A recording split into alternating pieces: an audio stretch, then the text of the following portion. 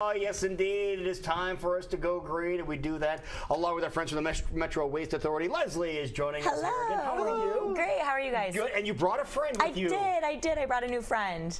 Okay, this is Bob Woobin, and you are from Bloomin' Prairie, and you're the owner of Bloomin' Prairie. We're going to talk a little bit about composting and a little bit how you can do your backyard composting momentarily. But first, we need to talk about what to do with everything that's fallen off of the trees over the winter. Yeah. Well, everybody has a lot of yard work this time of year, and the weather is finally behaving enough that we can start managing it. And so we wanted to come on and talk to people about how they can manage their yard waste. And so first of all, you know, there's the more traditional route that a lot of people are used to, which is you can bag your compost, and if your community offers the Compost It program, you can bag your compost. We're talking leaves. We're talking leaves, brush, branches. Things that are going to be composted. Yep, flowers, anything.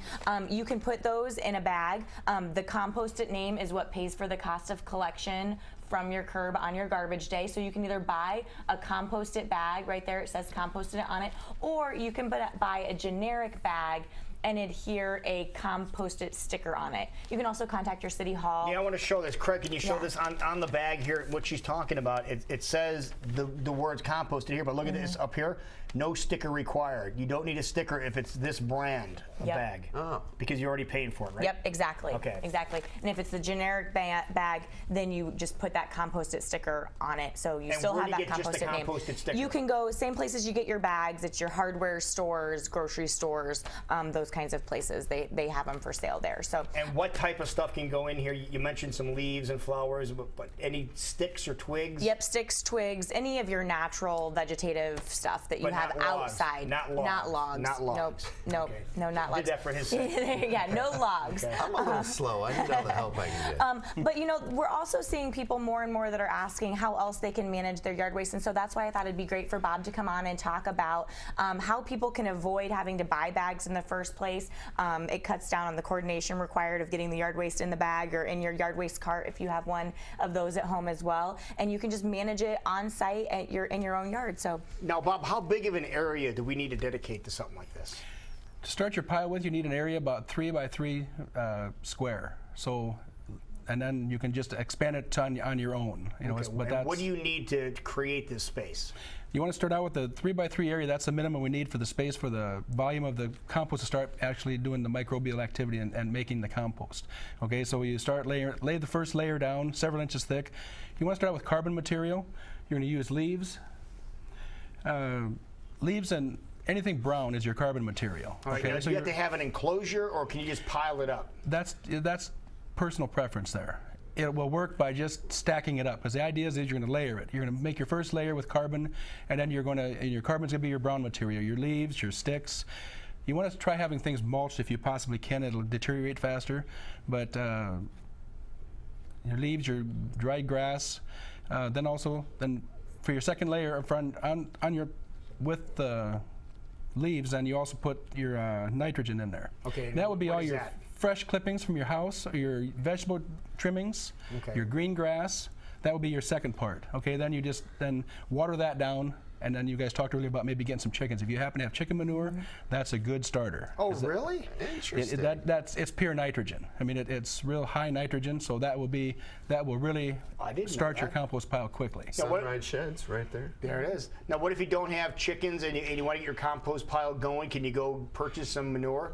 Would that help you or not? I don't know if it's readily available yet. I don't know. Okay. But then again, you're back to your nitrogen with your vegetables, orange peels, anything like that. But you want to stay away from meats, things like that. Okay. Anything that's cooked. Then you don't want to use. If you're peeling vegetables or breaking the ends off of asparagus, any little pieces like that. That's your nitrogen. That's your green stuff. So you have your brown stuff and then your green stuff, and then we just repeat the process over and over? Build your layer up. You're going to make it about 4 to 6 inches thick, and then just keep building your layers up, and then repeat the process. Do your carbon, do your brown, add your nitrogen back again, and wet it down.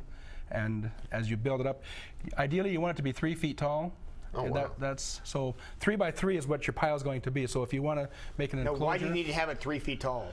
That's what it takes for the compost to have enough volume to make the microbial activity generate the heat that it makes.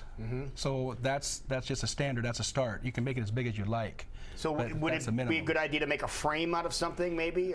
If it's available, that's the ideal situation. But if you don't have to, you know, it will stack by itself, because as you're layering it, you know, you're going to have, it's going to build rather easily. Okay. And how long does it take to then start breaking stuff down? Once it's filled up, you'll start to smell. If you start to smell, you want to kind of regulate your pile. So if you start to smell an ammonia odor, that is the first part of the coming out of there, and it should be a mild smell, not a strong smell. So if you have that, then you know your compost is starting to. Then it's working? The microbes are starting to do their job. They're breaking things down, and once that starts, then you want to start regulating your pile, and you need to turn it from the outside, turn it to the end, and that way, then it'll keep So the you process just fold up. it over so it goes back in? You'll see because the center is going to be the hottest part of the pile, and that's where the compost is going to start doing the work at. So then you take the outside edge and roll it in, and keep moving it towards the center, because it'll naturally just want to cave out. Okay. All right, so it doesn't seem that difficult. It's not. It's not like we're building a nuclear reactor or something here. I mean, and if it doesn't work out, if you get too much of an ammonia smell to it, you add a little bit more carbon back to it. If you have it where it's not doing anything, where its pile is just sitting there and you don't have that ammonia smell, then you need to add a little bit more nitrogen to it. Which So- would be the fresh vegetable remnants. And if you had, then at that point, if you had chicken manure, that would be a real great starter. Okay. The chicken manure would give you that nitrogen you need to feed the microbes and get things rolling then. And some people at home might be asking, why would I want to collect the brown and the green and pile it all together? Why do I want this? And what happens is, once your compost is complete and really breaks down, and it becomes a really wonderful soil amendment that has a lot of value for your lawn and your garden. And so you have this really wonderful natural alternative to fertilizer, something that replenishes your yard and garden in a very natural, environmentally friendly way. So you make the compost and then you spread it around the lawn, and it works better. Your lawn works better, breaks down all the stuff. That's what we're talking about. That's the idea behind it. We're short of our organic matter in our soil right now, and it is pure organic matter. Okay, and Bob, how long does this process take? It depends upon the weather. The compost starts to work about ambient temperature 60 degrees. So we get colder nights, now it's going to slow things down. So you have to have a little bit more patience. Midsummer is better. Then we get into fall, you're going to start losing that process again. But midsummer, it will. How long from when I pile this stuff up before I can harvest this and put it in my garden? I would say, well, depending upon how active you are with it. I mean, if you monitor it regularly and If keep I your maintain it the way I should be maintaining it. you should get compost within, I'm going to say 2 months. 2 months. All right, we're gonna try this. Lou's gonna get chickens. He's gonna get a compost pile. He's on. It's your fault. Putting gloves and overalls on after the that? show. That's it. We're getting out. This is it. Yeah. Just not have to ever leave the house ever. So that'd be great. Wonderful. Well, thank you so much. Now, if people want more information on Yeah. what they can do. Yeah, more information on yard waste disposal overall, or wanting to know how to get rid of things, they can go to whereitshouldgo.com, or more information on compost opportunities, they can get a hold of Bob. At Blooming, we have a Gmail address. Our email address is bloomingprairienursery@gmail.com. Okay. And we would answer any questions people have. Wonderful. Well, thank you very much for the compost info.